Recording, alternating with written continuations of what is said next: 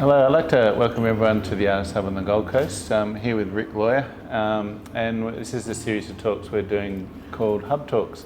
And I'd just like to, we're obviously talking about each of the artists' work and their life. And Rick, I've known you for many years. The first time I met you was in Fortitude Valley at your gallery in the valley many years ago, and obviously your style. Back in the 90s, I think. In the 90s, and so I've seen Rick's art for years.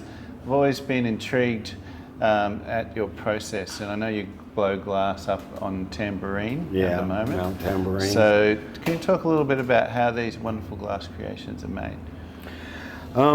Yeah, it's a long process. I was a stained glass artist originally.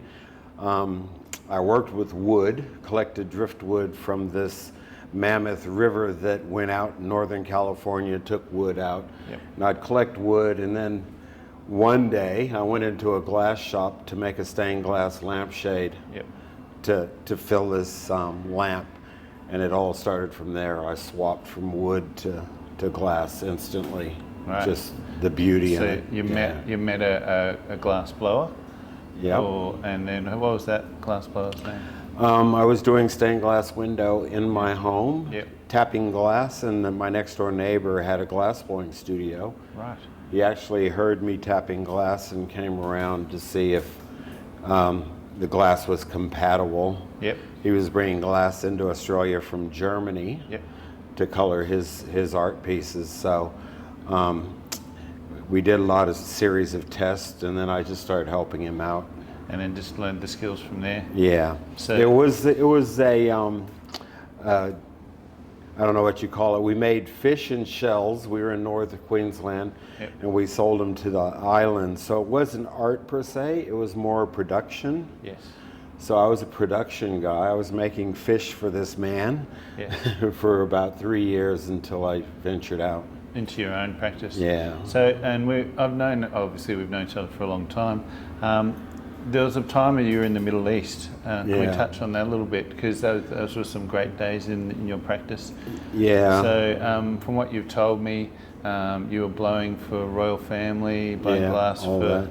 So do you want to touch a little bit on that, those days? Well, being in Kuwait, which was a war-torn country at the time, there was a lot going on. There's a lot of building, etc. They were building hotels, getting everything going again. So, being the only glass blower within 3 countries, I did a lot of work for hotels. I did slump glass for buffet sets and stuff. So, I did a lot of glass work for hotels as far as kitchens and have you, and a few decorative pieces to go along with it. Yeah. Fantastic. And then the move to Australia brought different audiences and different location. And you've been blowing for years on the Gold Coast here.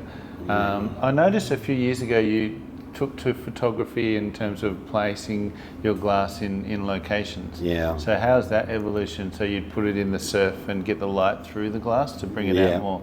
How has that changed your practice? Well, I started with photography and taking pictures of my glass just because the history of my glass work from back in the 80s and have you, the photos were just bad. Yes.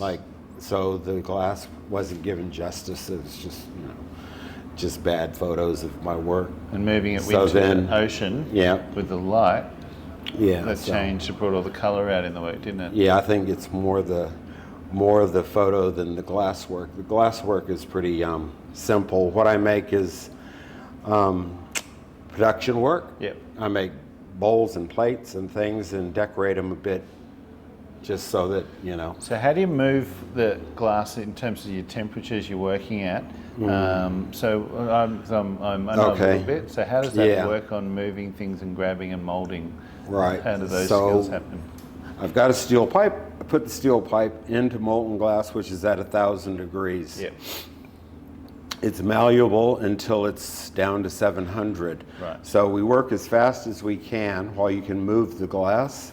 And then when it gets down to 700, it stops moving. You got to reheat it. Right. So the process is as few reheats as possible. Yep. So this piece here the bubble would have been blown this way, Yes. as in there. This would have been attached to the pipe. I put the foot on and then put a second pipe here and knock that off. Right. Flip it over and open that. And all the with colour comes tools. in. So how do you get the multiple colours coming through works in? So this one happens to be 2 bars of color. Yep. So there's a white bar and a red bar, and I've picked the color through. Yep. And so you just drag Like the colour that. through. I drag the color and through. what do you use, a pincer to drag it through? That is a pincer. It's just a little pin that's been bent over, a steel pin. Right. Yeah. And just because of the heat, it just comes through Yeah. and drags with it. And so for some of these other works up here, say this one here, how do we move into developing that stippled background? And so that's, as a painter uses white as a canvas, there's white underneath, a big chunk of white glass. And as the glass is molten, there's colors, 7 different greens out on a bench, which I pick up powders and chips. Yep. These bits here, the frame bits, are just clear glass that's been laid out on a bench. Yes. And I've picked those up, melted all back in. So it's almost back like up to a 1,000. conglomerate of different aspects Yeah. placed into the work. And so in terms of time for a piece, obviously there's some big works here. Yeah. How long does it take to put, say, a work of this size together with layering all of those colours into the work? That's about 15 minutes. Yep. Like I said, you have to work fast And then, to keep the glass hot. yeah.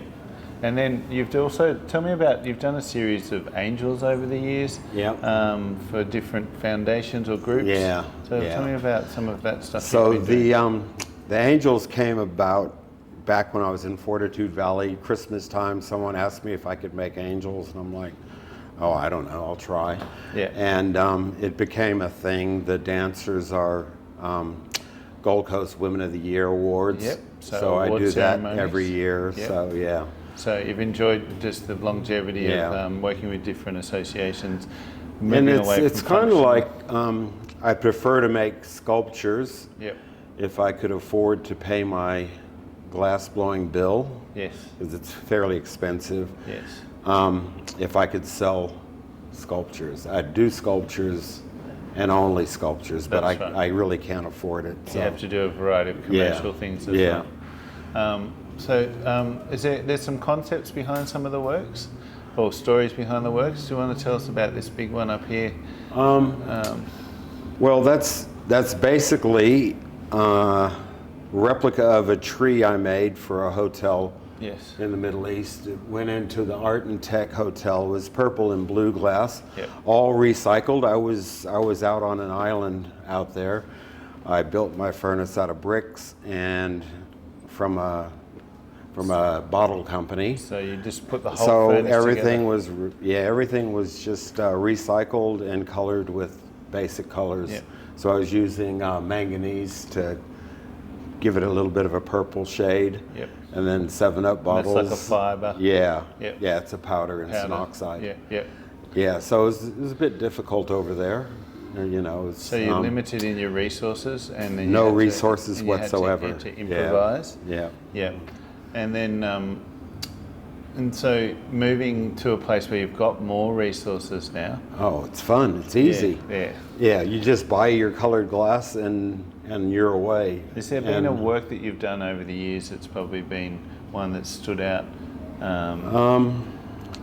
The most important work I've done, and I brought in 2 Australian glassblowers to come help me, Yeah. was a museum was destroyed Yes. by Iraqi bombs and yeah. destroyed some old Persian glass. So we got together and made some really rough looking glass, but we put stamps in it that the Persians had done. Yeah. They were the first ones to put stamps in. So we put stamps in the glass to decorate it and sandblasted it and made it look old, and that's probably the most important project. Yeah, yeah. When was that done?